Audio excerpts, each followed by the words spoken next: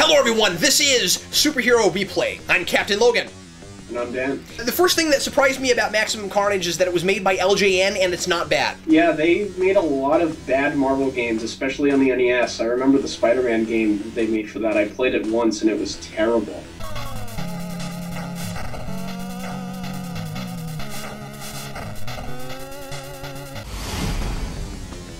I think it made a great idea for a beat-em-up fighting game, because the comic book is mostly Spider-Man and a bunch of characters beating on people. That's true. So the villain of the piece just wants to kill people and cause chaos, so that's a perfect sort of bare-bones video game plot. I thought it was neat how faithful the game was to the story in the comics, and that it actually borrows a lot of panels, you know, straight from the comics, and does kind of a motion comic thing with them. Yeah, I thought it was really interesting how they pulled, like, direct dialogue right from the comic and just put it in the game. I did think that premise-wise it was a bit strange that you spend most of the game fighting random thugs in an alley that have nothing to do with Carnage's plan. And I thought it was kind of strange that you didn't get the option to play as more of Spider-Man's band of people, but I suppose, I don't know what the limitations are on the cartridges for 16-bit systems. They might have not been able to put that many playable characters on there. So that was fine. Playing as Spider-Man and Venom was cool, but there was definitely a lack of variety in the enemies, I thought. There was just very few enemy types, and all of them looked kind of generic. I also felt like they were trying to make up for that by giving them all names.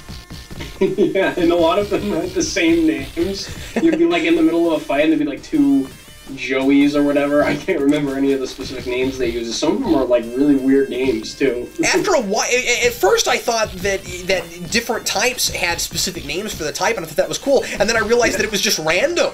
Yeah. At one point, my wife came downstairs and was watching me play it, and I was fighting one of the girls with the blonde ponytails, and Sarah goes, "Hey, you're beating me up!" Because her name was Sarah. But that was really funny. I thought there was a bit of a missed opportunity there because of the fact, and I wouldn't have thought of this except that I got to a point in the game where in the cutscene they gave you that panel where it said, "Oh man, all these people in the city are starting to freak out and fight each other for no good reason." Yeah. And I thought, well, wouldn't it have been neat if Spider-Man was just inundated with, like, townspeople? A hot dog salesman like attacking Spider-Man, that would have been awesome. It would have made more sense for busywork type stuff. It would have been a little bit Simpsons the arcade game, but it would have made a little bit more sense than what was done with it, because a lot of it kind of felt like, you know, I'm doing this busy work, I'm fighting these random thugs in an alley, it doesn't have anything to do with anything, and then suddenly we get like an important thing in a cutscene, and then you're back to fighting these guys in an alley, and then, you know, every now and again you would have a boss fight where, you know, you'd fight Doppelganger and Shriek or you know whoever it was, and so those were important. But like a lot of the actual, you know, characters that you're fighting have nothing to do with anything.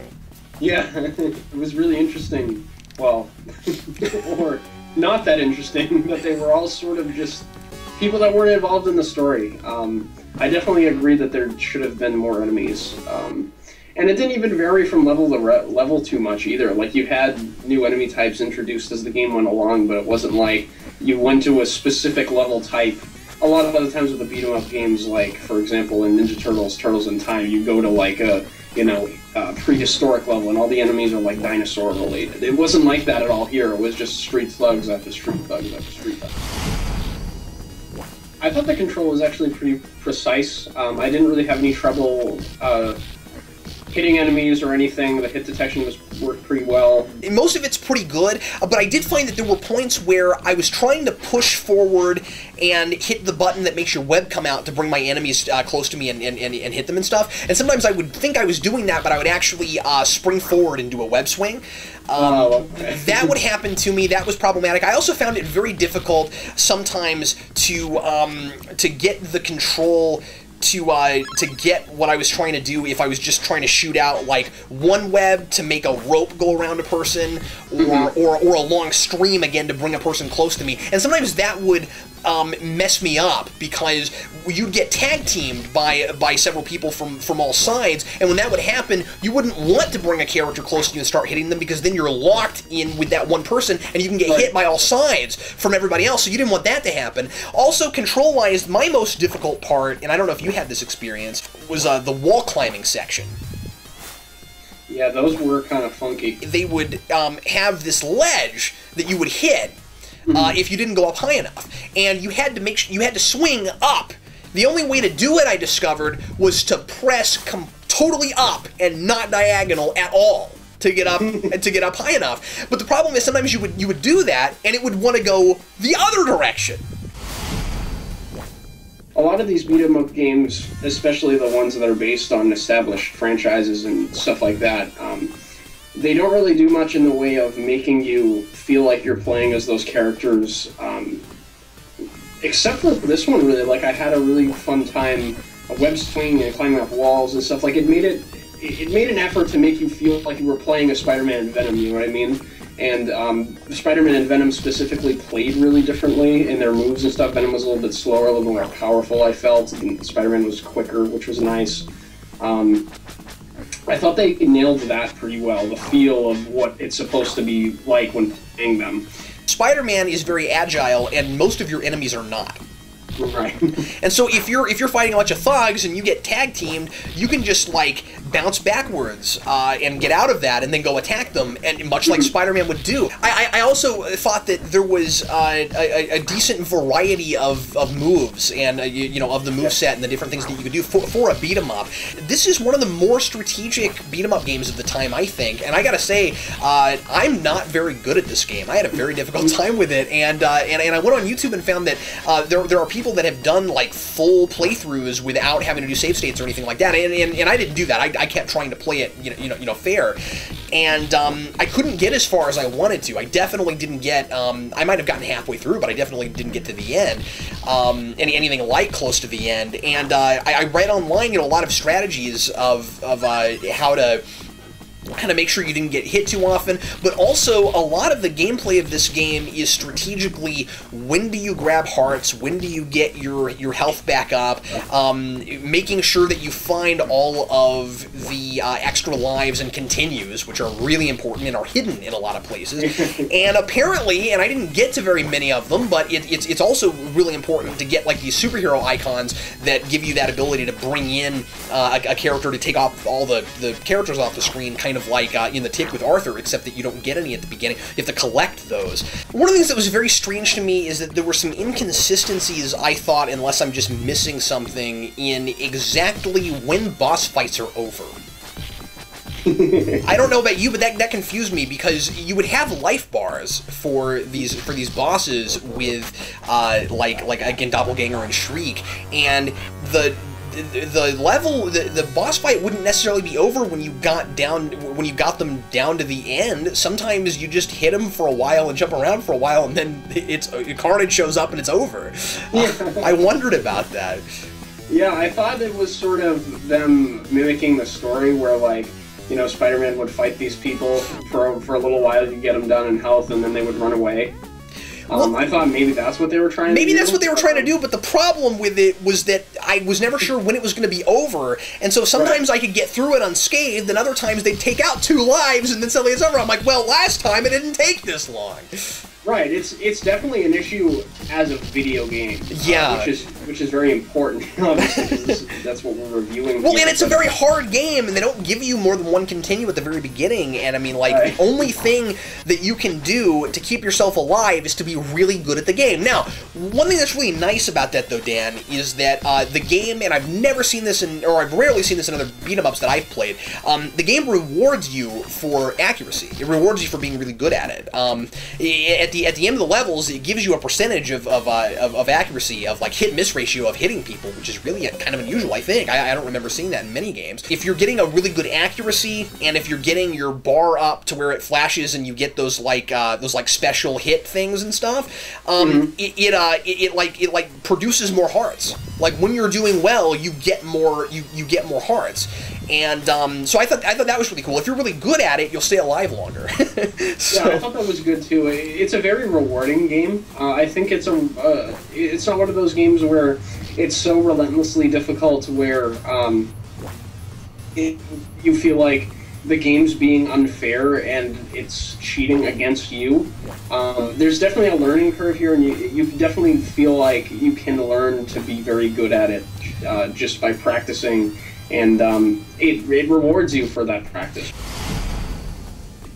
I think it looks decent. Okay, what are your problems with it? I think a lot of the backgrounds are really, really generic and not very good looking. Okay. Just the way that the levels look in the backgrounds, like if you look at the other 16-bit beat-em-ups that were out on systems at the time, like Ninja Turtles, Turtles in Time, which I had talked about before, the backgrounds in that game are stunning.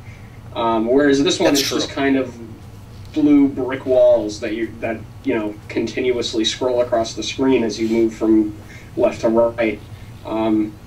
The enemies don't look the greatest. Their sprites don't look that great, except for the ones that are big boss battles. Obviously, they look pretty good because they're main characters. But other than that, I don't think it looks too bad. There are places where I think it's difficult to tell if you can climb on a wall or not. Mm-hmm. Yeah. And I found that kind of irritating because one of the strategies I started playing with was jumping onto a wall and then jumping back down and kicking people, and then jumping back up to the wall real quick. And I got to where my least favorite thing to see on the screen was those girls with the ponytails, because I was scared to death I was going to get thwacked with their hair, which is, by the way, ridiculous. That was probably the silliest thing in the game, really. So you can knock Venom out with your hair? Okay. I was constantly trying to climb on walls because I discovered that, at least in the early levels, a lot of the hearts and extra lives and continues are hidden high up on walls, and if you don't climb them, you can't get further in the game because you need them to stay alive. That's very cool that you have to sort of find the hearts to survive, and it's sort of indicative of what was going on in the story, where Spider-Man was dealing with the broken ribs through the whole thing, and he had to sort of heal to stay alive and rest and stuff throughout the whole thing. So that's kind of cool that they had that sort of as an urgency gameplay factor in here. Only you could find a significant story reason to put hearts in a video game. That's fantastic. I love the main theme for this and the version of it that has lyrics. Have you ever heard it before? I have, yeah, it's really cool. It's by a band called Green Jelly. Yeah. They're actually not called Green Jelly, they're actually called Green Jello. Oh, okay. And what happened was they had to change that for rights reasons because Jello's copyrighted. So what they did was they actually made it Green Jello with an umlaut. And at the end of it, and so technically it's not Green Jello anymore, but they can still pronounce it that way. Or was it an? Oh, maybe it's an E. I think it's actually like an E with an umlaut, and so they still called it. If I'm remembering right, they still called it Green Jello. But it actually looks like Green Jelly, and then on the video game it just says Green Jelly. It was kind of innovative at the time to have like a rock band write your music for you. Right, yeah, especially for back then, video games didn't really have the budgets that they have today. Well, especially because this wasn't a big house doing this. It was, again, LJN. I was actually surprised how good that the sound for this was. I found myself sort of humming some of the level themes and the sound effects and stuff. I thought the sound effects were pretty good as well. I thought that the music could have had a bit more variety to it. I thought that after a while, some of the same themes were popping up, and I thought that each level could have maybe had more of its own. And the music going on during the cutscenes got a little bit aggravating after a while. That's true. Okay, fine, I got it. Also, just to compare it to the Super Nintendo version, some people like the Super Nintendo version better. And a lot of the time, Super Nintendo does have better sound because it had a better sound module in the system, and so it could do things that simulated like electric guitars better and that sort of thing. I like that it's difficult. I like that it's that it's possible to get through it. I think that if this were made today, it would be easier to continue. Oh yeah, definitely. And I don't know if that's a good thing or a bad thing. What do you think? Is it too hard? If they were to re-release this, I don't know if you've played any of the re-releases of like arcade beat-em-ups and stuff that they've put out on like Xbox Live or anything. And I don't know what they would do if they were to port this, but what they did with the arcade versions is, because they're so difficult, because you know, they make them really difficult, so you have to put more quarters in the arcades. So when they ported it over to the consoles, what they basically did was, every time you lose all your lives, you can just press start, and that's putting another quarter in the machine. So you just basically have unlimited continue. I think this game's highly replayable just because you can have 2 different characters to play as, and it's multiplayer. So you can go through and play through this play the game with friends, and that's always a lot of fun. Playing beat-em-ups with friends is always one of my favorite things to do in arcades. So I feel like that'd be a lot of fun, and you can play it by yourself through both times as each character. So it's too bad we don't live near each other. We could have done that, and then maybe we would have gotten farther. Yeah, and I mean that's at least 3 playthroughs right there you can get out of it. So I'd say that's the high enough replay value to justify getting your hands on a copy. And it's definitely fun enough that you can, if you're not very good at it, you can keep playing it and try to get better at strategies, and it's replayable in the sense that you want to keep getting better at it, and you don't feel like I didn't feel like I was wasting my time trying to get better at it. The more I played, the further I could get, and I just didn't have quite enough time before we shot this to get good enough to get all the way through it. But right, for sure. I don't really know what I'd give this. What were you thinking as a score? I think it's a 3 out of 4. Yeah? I was thinking around probably 2.53 as well. Okay. I'd probably give it a 2.5 just because I think a lot of the background stuff is a little generic. You were saying that the music is repeated, the enemies aren't very varied, but the gameplay is really fun. And it gives you that feeling of being like Spider-Man well enough. Awesome. So for a retro beat 'em up game, I think this is totally a recommend for me. It's fun, especially if you want something really hard that'll take you a while to get good at. Yeah, and I'm really surprised Marvel hasn't re-released this at all. Because it was popular. Yeah, and I think Maximum Carnage as a story arc is still pretty popular among, contemporary Spider-Man fans. It is, and I think as a beat-em-up, this was one of the more popular ones on those systems. Right, definitely. Which, again, is amazing because of the studio that made it. Yeah. Well, everybody, thanks a lot for watching Superhero Replay. We're going to come back with you next time with Death and Return of Superman. So another beat-em-up, and then maybe after that we'll get away from beat-em-ups and do something else. But I think we're gonna do these retro games for a while. We're gonna keep trying to put some of these out, and then eventually we'll get into some more recent stuff. But for now, we're gonna stick around 8 and 16-bit and play some old stuff. Yeah, it should be fun. It's gonna be fun to go and revisit some of these old games that I haven't played. Yeah, and especially some of the really bad ones.